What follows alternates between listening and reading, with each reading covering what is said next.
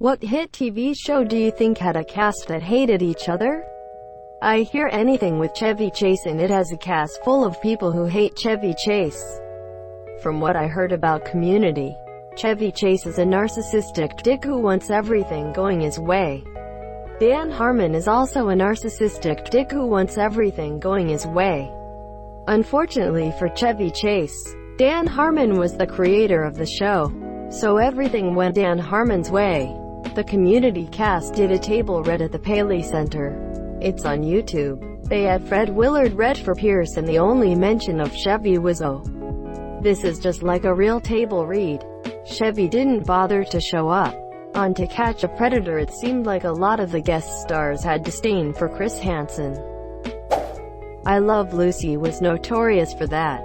Lucy and Daisy had a lousy marriage, and it later became widely known that the actors who played Fred and Ethel outright couldn't stand each other. In my opinion, this is reflected in the characters also. You almost never see anyone getting along unless they are teaming up against another character and they are constantly either belittling each other or trying to hide something. There's a rumor that when William Frawley, Fred, died, Vivian Vance, Ethel, was in a restaurant and proclaimed champagne for everyone. Quote, from Wikipedia, greater than. According to some reports, things first went sour when Frawley overheard Vance complaining about his age, stating that he should be playing her father instead of her husband. She used to skim through the script before she memorized her lines to see how many scenes she had with that stubborn-headed little Irishman. Greater than When I Love Lucy was reformatted into the hour-long Lucy Daisy shows in 1957. Daisy Arnaz offered Vance and Frawley the opportunity to star in their own Fred and Ethel spin-off show. Although Frawley was very interested, Vance declined, mainly because she did not want to work on a one-on-one basis with Frawley as they already did not get along. She turned down a huge paycheck because she hated him that much. On Fresh Prince, Will Smith and the first Aunt Vivian actor had a falling out and she apparently still dislikes. Hi Monsieur. This one was all on her. In my opinion, she wanted more plots to focus on her, instead of the person that folks were tuning in for, who happened to be the star and the Fresh Prince of the title. That's why she didn't get along with Will Smith. She wanted to be the star of a show that she was never meant to be the star of. To be fair, the show was called The Fresh Prince of Bel-Air's Aunt. In her defense, she fucking nailed that dance. I probably like her more than second Aunt Viv. The Black History class she was really hard on Will about sticks out. But if you feud with the person the show is literally named after, you're going to have a bad time. Suicide Squad. Everyone hated when Jared Leto acted like he was the Joker even outside of the set. It's so cringe. I heard he literally mailed a dead rat to the director. That's what my character would do. I honestly don't think the Joker would find that funny. There's no punchline or anything. Just a rat in an envelope. Exactly. It would be funny if the recipient's parents were eaten by rats. Or if they were brutally attacked by rats once.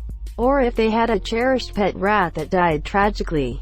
But just sending a dead rat with no context. That's not funny. That's boring. That's what an amateur would do. The Joker would be offended by such lazy humor. Really. The rat should be wearing clown makeup with a wide stitched-in-place grin. Then get several of them stitched together in a conga line and send it to someone who just had good news. Congratulations.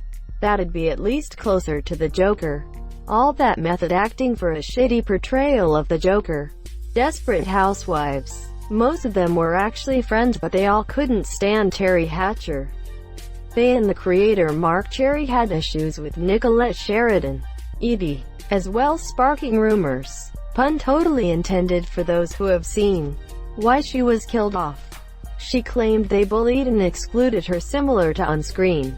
Old Charmed. Apparently the feud between everyone and Shannon Doherty was so bad that they just killed her off and brought in Rose McGowan to replace her. Not everyone. Holly Marie Combs, Piper, was her friend for like 10 years and Doherty was wishing only her well as she left. On Zoe 101 the actress who played Nicole hated Jamie Lynn Spears from day one. The two argued constantly. At the end of the second season, she basically said either she goes or I go, and that's why Nicole never appeared on the show again. The show isn't called Nicole 101, so I'm not surprised she was gone. Also lacked the last name Spears. I mean, if the show is called Zoe 101, guess who isn't leaving in a me or her situation? Answer: the person playing the title character. Yeah, you have to be really shitty to get kicked off the show when you're playing the title character. Roseanne has entered the chat. The dad on the Brady Bunch refused to appear in episodes where the plot or story were about things he thought were not believable. I went through a major Brady Bunch phase when I was 10 or 11. In the late 90s when it was on Nick at Night, and Greg's tell-all book revealed a lot of drama behind the scenes. Fun fact: in the episode where they go to the amusement park and lose Mr. Brady's architectural drawings, Robert Reed, Mr. Brady, refused to ride the roller coaster with the camera on it because he said it was unsafe. The Finley crew tested it. The camera flew off and would have decapitated them if they'd been on the ride. Mr. Brady saved some lives. That would be every episode because it would require him being in a relationship with a woman. Bronn and Cersei hated each other in Game of Thrones after they broke up. I recall reading they wouldn't even share scenes. Yeah, I heard they both had clauses in their contracts they'd never share the screen. I'd never noticed that they never had scenes together before I read that. I can't believe anyone would agree to those contracts. I get that breakups are rough, but those are adults and supposedly professionals. They really couldn't have had Kit Harington step in and mediate. Hodor couldn't talk some sense into them? Hodor: damn you right, we really been fighting over nothing. Yep, that's why Bronn and Podrick left the big meeting at the Dragon Pit at the end of Season 7. Family Matters. Reportedly, a number of the cast resented the popularity of Steve Urkel, amongst other tensions. TBH. I remember the show first being just about the whole family, and Urkel has a side character whose popularity hijacked the entire show into being just about Hi Monsieur. He was quite a unique character for TV at the time. You can see why he stole the show. I think it's a testament to how dynamic Jaleel White was. Even as a kid, I started watching Family Matters recently and was pretty shocked that Urkel doesn't even appear for the first half of the first season. And then, he's just in a few cold opens and a few scenes. The fact that the show became all about Urkel makes sense. But it's surprising, especially when you consider that the show is a spin-off of Perfect Strangers, where the only character brought over is Harriet. It would be like if Full House became the Kimmy Gibbler show after 2 seasons. Gossip Girl. Nearly everyone on the main cast, Blake, Penn, Ed, Chase, slept with or dated each other. Led to a lot of awkwardness on screening, particularly during season 4/5 when Ed broke up with Jessica and the cast deadass gave her the silent treatment. Same for Vampire Diaries. Too much dating between each other. Phoebe, Candace, the guy who plays Matt Paul, etc. Things just got awkward and the chemistry was off between the characters. Plus the infamous Nina and Ian breakup where they made it a point to even avoid filming together. For the series finale, they were eventually forced to film one scene together. Their last scene ironically, and it looked so painful for both of them. Monsieur. Funny thing is Nina and Ian are friends now. She's had dinner and drinks with him and his wife a couple times. Grey's Anatomy has had big problems over the years. Ellen and Shonda are tight, but seems everyone else is on the outs. I really like the story about the actress who played the first Grey sister. She mentioned, perhaps even in passing, that since the show was named Grey's Anatomy, and she was a Grey, she could keep the show going if Ellen Pompeo decided she was done.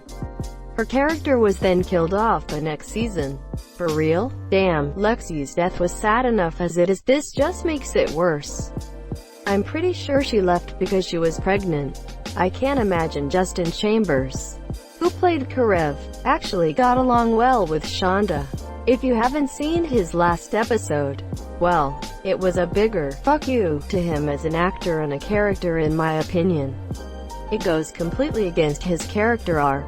Yeah, you should have been on our Grey's Anatomy the day 16 by 16 aired. It was a giant collective screaming contest. Nobody liked it, except for a very tiny minority of die-hard fans of the greater than Izzy x Alex. Less than shipping. B. Arthur couldn't stand Betty White on Golden Girls, but Betty White and Rue McClanahan were good friends. B. also clashed with Rue, and TBH I've always felt like she was put in a tough position with the show. The writers constantly made jokes about her ugliness and bad personality. That has to take a toll on a person. She was a great actor and likely internalized all that negativity. I'm not saying B. Arthur would win a beauty pageant, but I'll never understand anyone calling her ugly. How could you not like Betty White? I'm not sure I want the answer. I want to keep believing that Betty White deserved all the love she gets. Don't ruin my fantasy. Lol, I love her too. It wasn't anything she did. When she was interviewed about it, Betty said, quote, B. was not that fond of me, and that she found me a pain in the neck sometimes. It was my positive attitude, and that made B mad sometimes. Sometimes if I was happy, she'd be furious. It wasn't a huge feud or anything. B was, like another commenter said, very much like Dorothy. No nonsense. Very serious. Suffered no fools. Which just didn't mesh with Betty's personality. But Betty also said she was very sad when B passed away. So it wasn't like they were mortal enemies. They were just different people. See, this is believable. I totally believe B was a hard ass in real life. Any movie with Hugh Grant. Other actors seems to really hate the guy. He was banned from The Daily Show by Jon Stewart because he was such an ass to everyone. This could explain why he was so good in The Gentleman. From what I understand, Topher Grace and the rest of the cast of that 70s show didn't really get along. Apparently Topher was kinda difficult to work with and just didn't really click with everyone else. After he filmed the finale, he immediately took off while the rest of the cast had an emotional last hurrah. He was the only member of the group not to show up on the ranch or punked. When Danny Masterson was being accused of sexual misconduct, Topher said something to the effect of, I didn't see anything but I rarely hung out with Hi Monsieur. Greater than apparently Topher was kinda difficult to work with and just didn't really click with everyone else.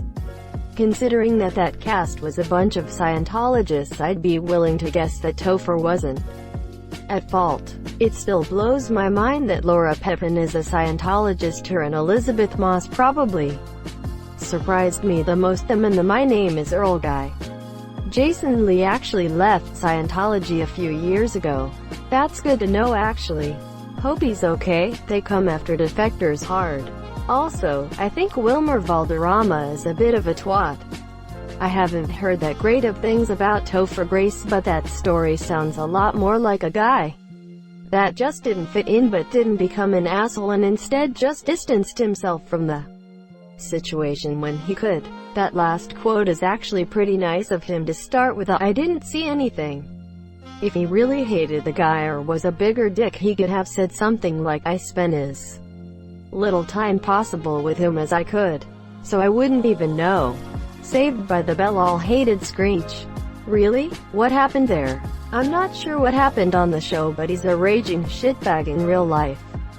He was on some reality shows 10 or 15 years ago and seemed pretty intolerable. In tilde 2016 edit 2014. Convicted in 2015. Dustin Diamond, actor who played Screech, stabbed a guy and was convicted of a misdemeanor for it. Was found not guilty of the felony charge. Was later re-jailed on a probation violation. Also has had tax problems. He would always try to compete with Mario Lopez and Mark-Paul Gosselaar. There's behind-the-scenes video of Mario doing push-ups between takes to give him that pumped-up jock look. All the cast is chilling and waiting for setup to finish. Screech watches Mario doing push-ups, and after about 10 seconds decides to join in and try to outdo Mario. You can literally see everyone roll their eyes when everyone just wants to chill between takes. Screech never knew when to turn it off. He would grow up being indignant, and when others left to do other things, people only knew him as Screech, so it pissed him off. Thank you so much for watching and have a good day.